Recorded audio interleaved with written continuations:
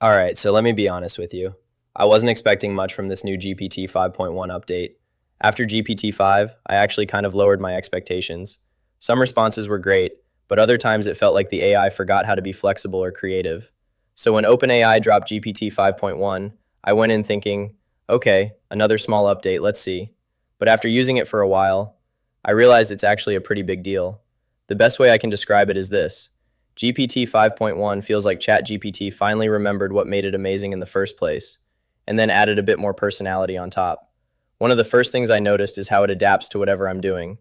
When I'm writing something casual, like a quick social post or idea notes, it stays light and fast. But when I ask it something big, like helping me structure a project or plan a full video script, it automatically slows down and gives me a deeper, more thoughtful answer.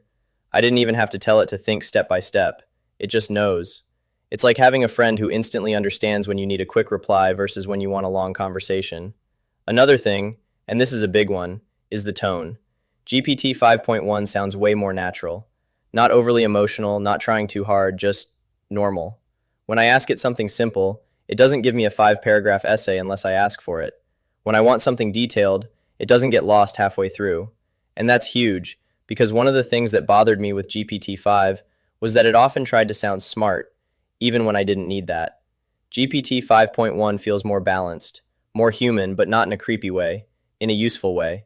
I also started trying it for creativity again, and honestly, it feels like that spark is back. Stories are more vivid, jokes land better, and explanations have more rhythm. Before, I sometimes felt like the model was scared to be expressive. Now, it seems more confident. But the biggest surprise for me is how well the thinking mode works for long workflows. I tested it on a multi-step project planning task, something GPT models usually struggle with, and it actually kept track of the structure without drifting. If you've used AI long enough, you know how rare that is.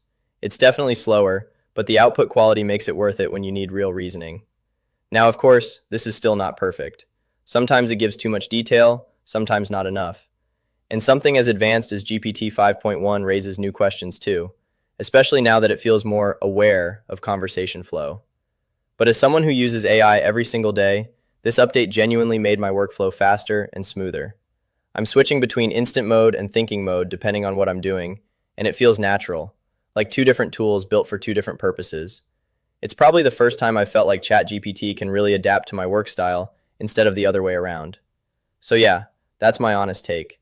If you haven't tried GPT 5.1 yet, I think you'll feel the difference pretty quickly, especially in how natural and focused the conversations are. If you like this breakdown and want more easy to understand AI updates like this, make sure to hit that like button. It really supports the channel. And of course, subscribe to AIverse Insider so you don't miss the next big AI shift. Let me know in the comments. Have you tried GPT 5.1 yet? What's the biggest difference you felt? I'm curious to hear your experience. Thanks for watching, and I'll see you in the next one.